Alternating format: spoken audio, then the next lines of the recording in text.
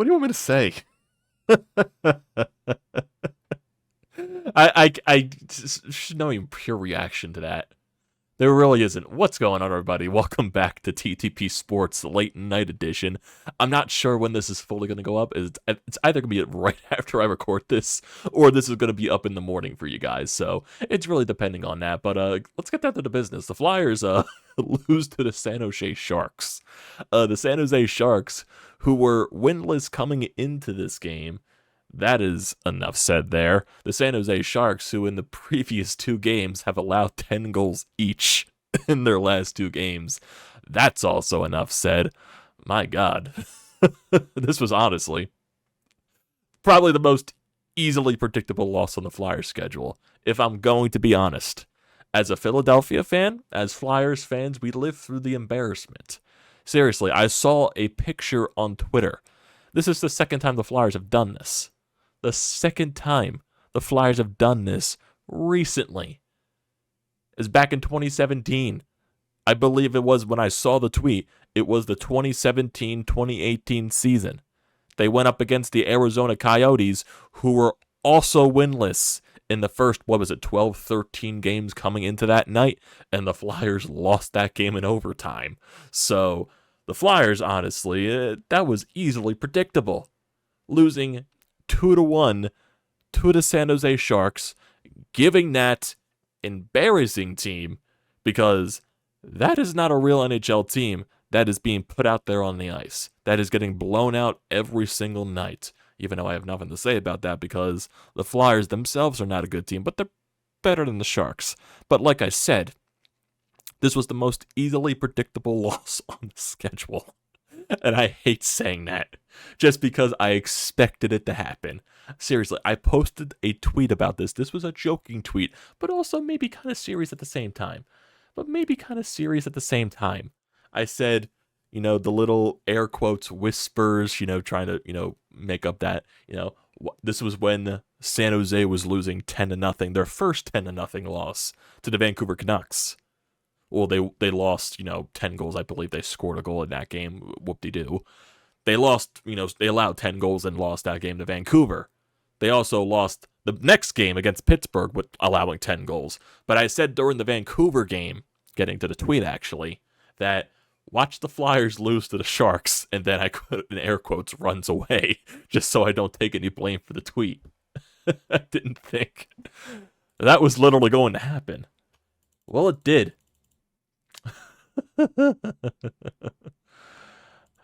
I got nothing. The Flyers' power play sucks. It just continues to suck. The first 2 periods were just an albatross, regardless of how much the Flyers outshot San Jose. The first 2 periods, the Flyers played like absolute trash. San Jose gets the first goal early in this game. They pounce on a loose puck, 2-on-1. Duclair scores. And it's literally just Flyers are trying to figure out what the hell they're doing the entire night for these first 2 periods. Turnovers left and right, mistakes left and right, just constantly giving the puck away. They don't know what an outlet pass is. Every time they try to make a pass in the offensive zone, it's either touched, they try to pass it to a guy that is either not wide open, or he's wide open, but there's 2 San Jose defenders in the middle of the pass, and they still, for some reason, pass the puck in that direction, and then it just goes the other way. Or then you get icings, and then you get stupid penalties. When you're on the power play, you take penalties. When you're on the power play, you can't set up anything because you don't want to shoot the puck. And I am not a guy that goes to Flyers games and shouts, shoots the puck on the power play. I'm not one of those guys. I despise people that do that. But this team doesn't shoot the puck at all. It literally looks like on the power play, they're trying to set something up perfect. They can't even win the faceoffs in the offensive zone to set up on a power play. They can't even set the puck up properly. And then when they do eventually find a way to set the puck up properly, they're trying to be way too cute with it. But like I said, I'm not a guy that says instantly shoot the puck when you get the puck into the zone. But you gotta eventually shoot the puck. You gotta eventually get traffic in front of the net. You gotta eventually do something. And they just continue to not do that. They went 0 for 4 on the power play today. And yes, some of those power plays were shortened because you took penalties in the process there. Just some very dumb penalties. Zamula takes a dumb interference penalty. Sanheim took a dumb holding penalty. Everything was just bad today. Completely bad. Frickin' Cam York got his jock strap thrown into the rafters by Anthony Duclair, completely dancing around him. Surprisingly, Duclair didn't score on the play, but still, my God, Cam York has not been good the past couple of games, and that just continued tonight. I don't know what the reason is, but I put in the thumbnail here. Are the Flyers just coming back down to earth? Is everything just resulting into the mean? I didn't think like this. Really, this Flyers team has struggled to score ever since that game they won against Minnesota at home, where they completely dominated that entire game. They have really struggled to score since. Basically, if I look at just the next games that are following that Minnesota win, they lost 7. Okay, they scored 4 goals against Anaheim, but they lost 7-4 in that game. They lose 3-2 to the Hurricanes. They played well in that one. They remained in it the entire time. They just couldn't find a way to put the puck into the back of the net, and then to lose that game late. Same thing basically against the Buffalo Sabres at home. They just couldn't score. They were involved, but they couldn't score. Then they play Buffalo again on the road, and they completely dominate them and just destroying that night, scoring 5 goals. So you're like, okay, maybe they could find a way to bounce back. But then the very next night in your own barn in the Wells Fargo Center, you get shut out by a very nasty LA Kings team. So just the roll continues. Then you get out on the road. Maybe it's a good thing for you to go on an extended road trip. And then the first night you drop a goose egg. Not even a goose egg because you didn't, even though you probably should have gotten shut out because the goal that the Flyers scored, you really couldn't tell the puck was in the net.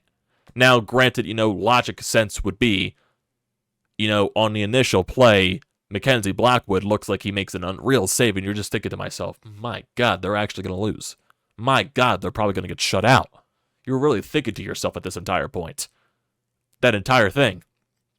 Then they go and replay, and then all of a sudden they say it's a goal. I'm like, what the hell? How the hell is that a goal? And yet then you see on the replay, Blackwood, the puck deflected off of his glove, and I believe it either went behind his pad or into his pad, and then his entire backside went into the net. So I guess logically saying that the puck did cross the line, so that's why they called it a good goal, even though there's really no conclusive evidence that the puck went into the net. But logic says the goalie's body with the puck goes into the net, it's a goal because the puck technically is in the net. So the Flyers did score, make it a 2-1 game after, even though Sam Ersson, I thought he played a pretty solid game, the second goal that he did allow wasn't the best. One-timer from the right side, Eklund. Was there a screen involved or something like that? Still wasn't a biggest fan of that goal allowed. But this entire night, I'm not putting on Sam Ersson's shoulders. I'm just not. 2 periods in this game against the team that you probably, regardless of how talented or talentless you are, the Philadelphia Flyers, that is, you should be winning this game. I know I've stated in the past, certain recaps throughout this season that I don't care about the result. I care about the way it looks on the ice. And yeah, recently it hasn't looked pretty. The game against LA, LA, they're a nasty team. They're one of the best teams in the National Hockey League for a reason. Even though you still found a way to compete against teams like Carolina and Buffalo and all that stuff, you got completely schooled by LA.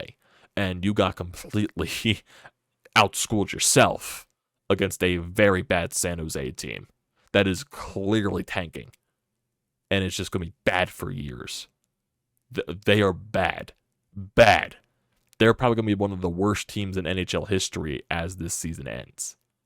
That's what I'm going to say. But like I said, this was probably the most easily predictable loss on the Flyers schedule because this is just what the Flyers do. They have their embarrassing losses over the course of their history. Hey, if you're a up-and-coming NHL player or a fringe NHL player looking for your first NHL goal, oh, boom, there you go. Score your first NHL goal against the Flyers, we'll happily allow it. Or if you're a team on a very long losing streak or going on a record-long losing streak, here's the Flyers to snap that. Didn't they do that against the Buffalo Sabres during the shortened season when they were just on a ridiculously long losing streak or losing stretch, and the Flyers snapped that during the bubble season? and now they prevent what probably would have been a record-breaking losing streak to start a year for the San Jose Sharks. So, yeah, that happened. My God. The Flyers got completely dominated in the faceoff circle. And with Sean Couturier coming back into this game after missing the past couple, which is concerning to me, even though they're trying to say it's not a back issue. I know Coots did say that, when he thinks his body just isn't feeling right, he's going to sit out, even though it pisses him off that he feels like that. So maybe it's not a back issue. Maybe they're just being extra precautious with Coots and all that stuff. But then, coming into this game, they also scratched Morgan Frost again after I thought he played pretty solid in the past couple of games that he was slotted back into the lineup. I've honestly thought in the past couple of games he probably could have had a couple of assists and a couple of points recorded in there. The Flyers just can't score. He's setting up chances, he's making plays and all that stuff, and he just can't score. I thought for this specific situation, Frost was not the guy, the healthy scratch. But I'm not saying as the many Flyers fans that you see on social media going to be a diehard Morgan Frost defender.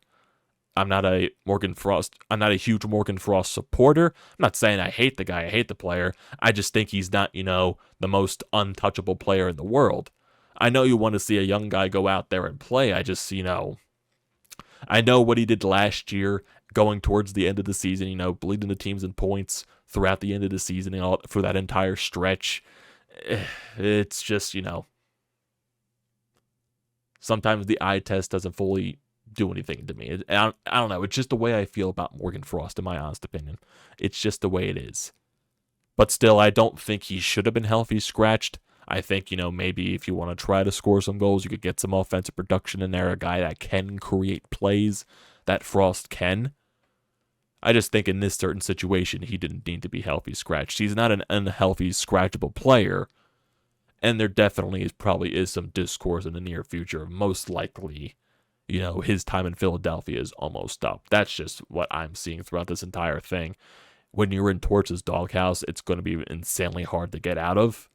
So I know some other people will want to make the argument, well, why is Frost being the odd man out when, guys like Tyson Forster can't find the back of the net for his life and is just immensely struggling there? Why does he keep trying to keep this fourth line together when they don't do anything?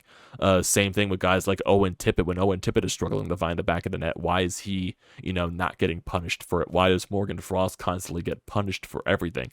That's what happens when you're in Torts' doghouse. And when Owen Tippett and Tyson Forster, they're presumed to be, a big part of this Flyers' future going forward, I could see where the motivation is there, where it clearly does not seem like Frost is a part of this team's future, regardless of what they tell you or anything like that. It just doesn't, pass the sniff test in that specific situation. But yeah, even talking about Tyson Forster, this dude needs to score eventually, right? He needs to score eventually. Seriously, it's getting frustrating. Eventually you would luck into a goal. Eventually. Now, I'm not trying to say this guy has to come into the season and score 25 goals, 30 goals, try to win the Rookie of the Year. But, dude, when you came up in your short span last year and you were a point per game, the expectations are going to be risen a little bit for, coming into your first full NHL season. And you're struggling to put the puck into the back of the net. Seriously, you would luck into a goal. All these shots that he's getting where, he's shooting it right into the chest of the goaltender, where he's just completely missing the net, where he's trying too hard to snipe it. I don't even know, what type of goal that he needs to get for him just to build his confidence up. He just needs any type of goal, whether it's something that just goes in, whether it's a shot, whether it's deflection, whether it's a greasy type of goal where he's just in front of the net and he pots him a rebound, or whether it's a fucking empty netter. He needs something, because it's getting ridiculous at this point. How many games are we into the season? 13, 12, 13, something like that, and he has not had a goal yet? Come on, Tyson, you got to pick the pace up, man. You got to pick the pace up, because sooner or later you continue to not score. I wouldn't be shocked if you get sent down to the AHL to try to get your confidence back up. I wouldn't be shocked if that's the case. I would not be shocked. Team's just struggling to score. And that's eventually, what they were probably going to come back down to the mean. Because, yeah, they were scoring a lot of goals in the beginning stages of the season. They were, when they were on their little hot streak. Are they coming back down to earth? Is everything, just in the way what this team is actually supposed to be? Is everything just evening out? That's what I'm seeing, in my honest opinion. Still, it's annoying to lose to a quality of team of San Jose like this. It's just, I don't even know. It's just like when I look at the Flyers right now, there's just certain people that I want to see play better. And I'm just not getting that production that I'd like from them. You know what I mean? It's specifically in regards to, some of the young guys. I would like to see Tyson Forster pot a goddamn goal. He has 2 points on the year, 2 assists, and he has 0 goals. I need to see way better out of Cam York. He's just looked terrible the past couple of games. Seriously, he has. I believe it was the game against the Los Angeles Kings. He didn't play that entire third period. He was terrible in that game. Terrible. I want to see more of Noah Cates. I want to see more of Owen Tippett. Tippett only has 2 goals this year. Tippett only has 2 goals this year. Bobby Brink's been really nice. He's probably been your best young guy so far. Joel Farabee has been pretty good. Konechny, he's been Travis Konechny all year, so he's not an issue. Sanheim did have a sluggish game tonight. Atkinson has not looked good. Seriously, I'm looking at this power play tonight, a couple of times. I'm seeing Sean Walker out there on the point. It's getting that bad. It's getting that bad where they can't score on the power play, that they need to put Sean Walker out there. I know the guy has a nice little wrister on the shorthanded chances that he gets, but I don't think he needs to play point on the power play, in my honest opinion. In my honest opinion, I don't think I need to see that. And there's just weird things on the power play setups that I'm just like, why is Cam Atkinson playing the point? Why? Why are guys in their off shooting sides? Why are we doing this? There's just a lot of confusing things on the power play setup that it just doesn't make sense to me. But I do also know at the end of the day, you don't have enough talent on the power play to do anything. But a power play to be this abysmal, to be that abysmal, I believe they were around 9% coming into the game. 9%. They've scored, I believe, 4 power play goals all year. 4.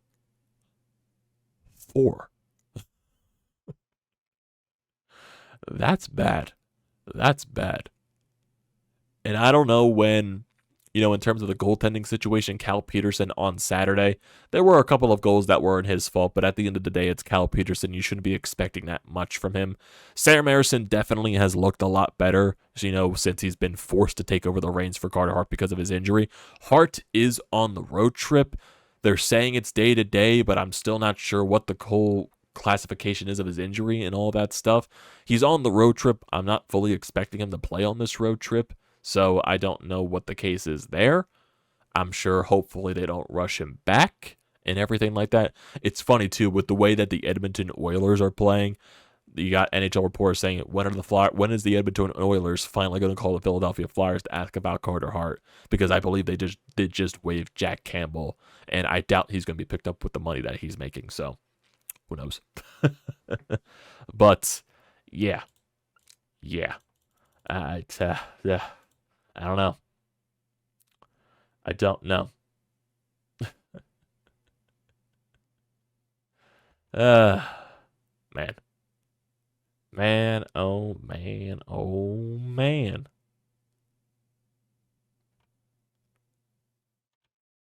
Now, I know I'm not fully overreacting to this loss, in my honest opinion, because we know what this season is supposed to be. We know what this team is doing. We know the bigger goal of everything.